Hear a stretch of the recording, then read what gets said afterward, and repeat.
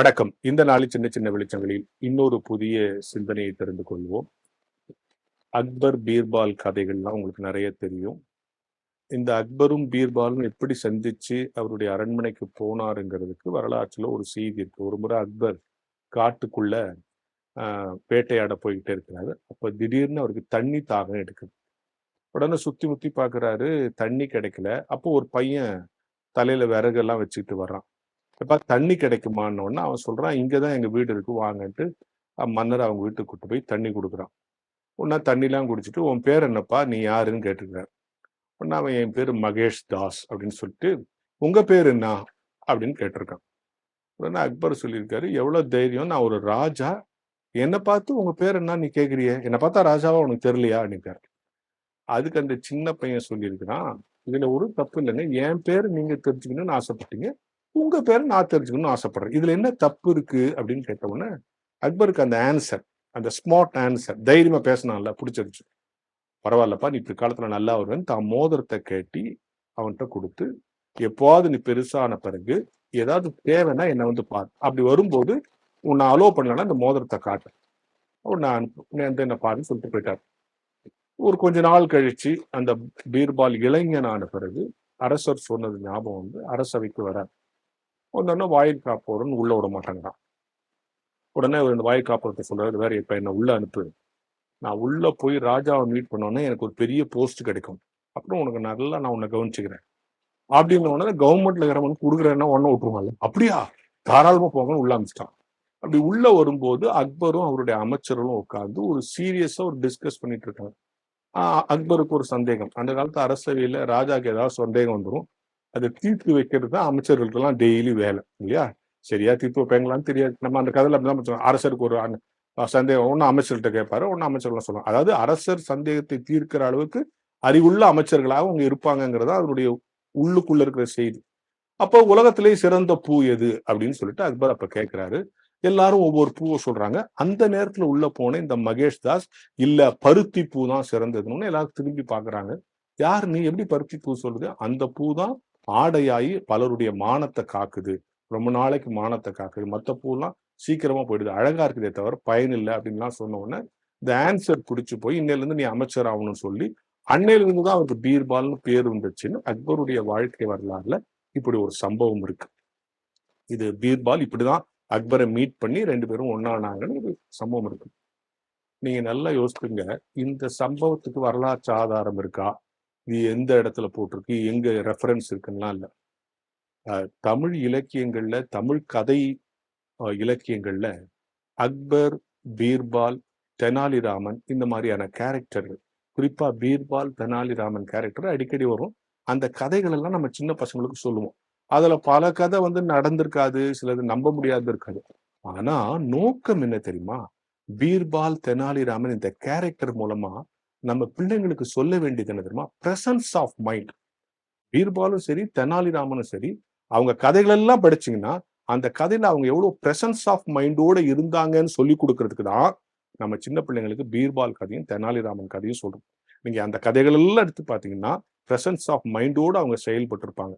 நம்ம பிள்ளைங்களுக்கு இன்னைக்கு தேவை பிரசன்ஸ் ஆஃப் மைண்ட் தான். ஒரு உதாரணம் சொல்றேன், நிறைய சொல்லலாம். ஒரு முறை அக்பர் ஒரு கனவு கண்டாராம். அப்படியே ஊரெல்லாம் மழை பெய்யுது, புயல் அடிக்குது, ஒரே ஒரு பனைமரம் மட்டும் நிக்குது.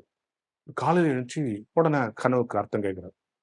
அப்ப அங்க வந்த ஒரு ஜோசியக்காரன் சொல்லிதான், இல்ல இந்த ஊர்ல வந்து உங்க சொந்தக்காரங்க உங்க குடும்பம் எல்லாம் செத்துருவாங்க, நீங்க மட்டும் தான் உயிரோடு இருப்பீங்க. இன்னொன்னு, உங்க சொந்தக்காரன் செத்துருவாங்கன்னு சொல்லிட்டான்னு அவரை சிறையில போட்டாங்க. இந்த விஷயம் பீர்பாலுக்கு தெரியும். இதே கனவு சொல்றாங்க பீர்பால்ட்ட. அவர் அதுக்கு விளக்க சொன்னார், மன்னா, உங்கள் உறவுகளிலேயே நீண்ட ஆயுளை கடவுள் உங்களுக்குத்தான் கொடுத்திருக்கிறார், நீங்கள் தான் நீண்ட நாள் வாழப்போகிறீர்கள். அவருக்கு நிறைய பொற்காசுகள் எல்லாம் கொடுத்தாங்க. 2 ஆன்சர் ஒண்ணுதான், ஆனா சொன்ன விதம் வேற. இந்த பிரசன்ஸ் ஆஃப் மைண்ட் தான் பீர்பால் கதைகளிலும் இருக்கு, தெனாலிராமன் கதைகளிலும் இருக்கு. எனவே இந்த கதைகள் உனக்கு இந்த கேரக்டர் இருந்துச்சா, இப்படி நடந்துச்சாங்கிறத விட அந்த கதை சொல்லுகிற பிரசன்ஸ் ஆஃப் மைண்ட் இனி வருகிற தலைமுறைக்கு தேவை என்கிற ஞான வெளிச்சத்தோடு இந்த நாளை தொடங்கும்.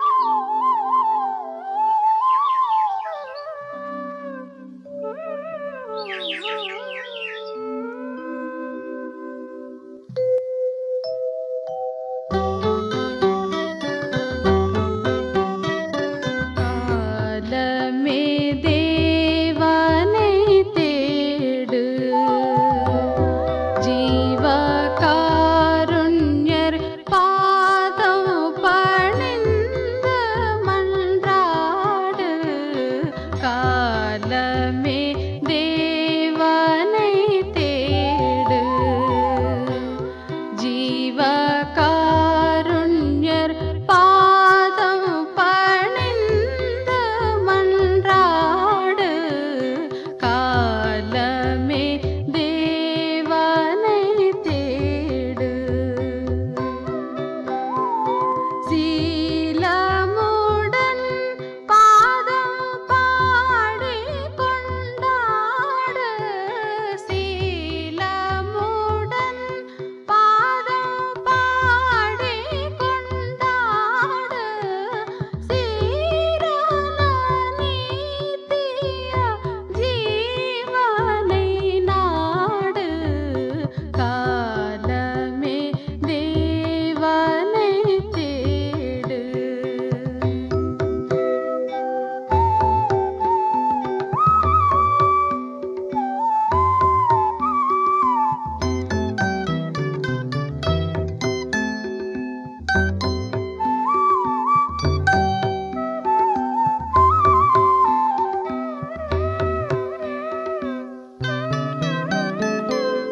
மண்ணுயிர் காய் மறைத்தாரே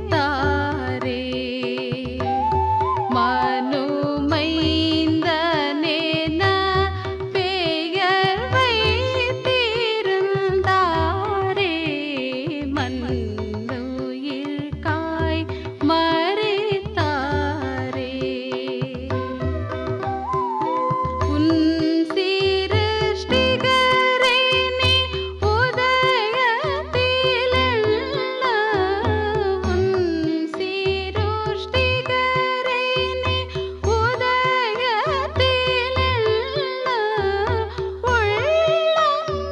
உள்ளங்கனிந்து தனி ஜபம் பண்ணு காலமே தேவனை தேடு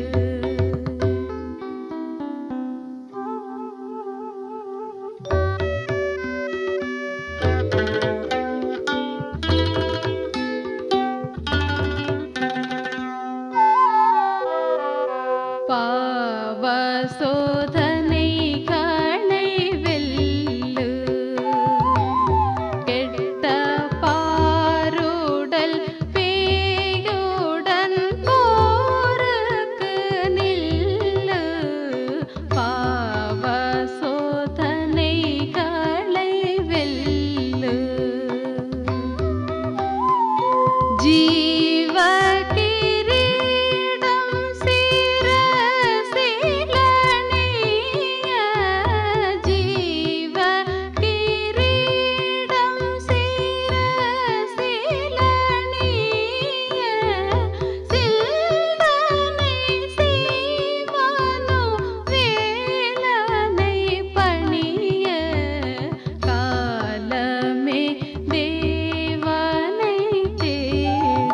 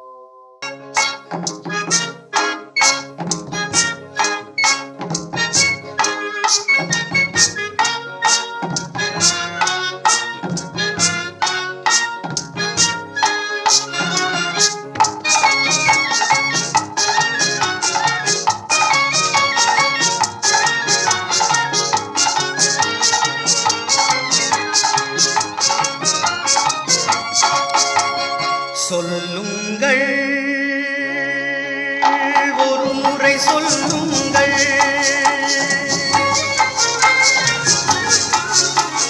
சொல்லுங்கள், ஒரு முறை சொல்லுங்கள். ஒன்று சேர்ந்து சொல்லுங்கள், அன்பு என்றே சொல்லுங்கள். ஒன்று சேர்ந்து சொல்லுங்கள், அன்பு என்றே சொல்லுங்கள். சொல்லுங்கள், ஒரு முறை சொல்லுங்கள்.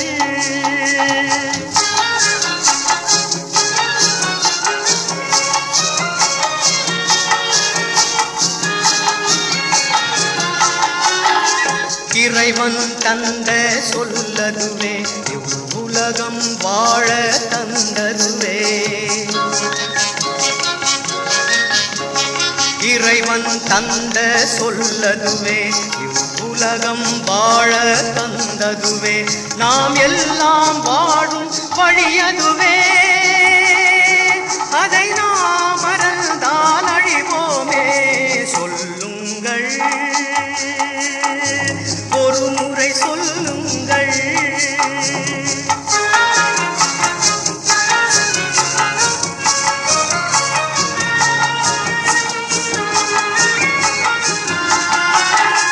பகையும் போரும் பல கண்டோ, பாரில் வாழ வழி மறந்தோ. பகையும் போரும் பல கண்டோ, பாரில் வாழ வழி மறந்தோ. பரனை பாடிட தினம் மறவோ, பிறரிடம் காட்டிட வெல்லே. சொல்லுங்கள், ஒரு முறை சொல்லுங்கள்.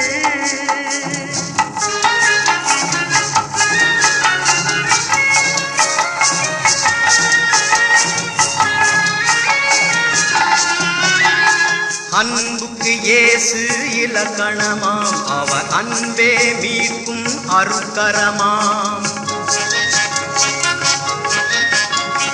அன்புக்கு இயேசு இலக்கணமாம், அவர் அன்பே மீட்கும் அருட்கரமாம்.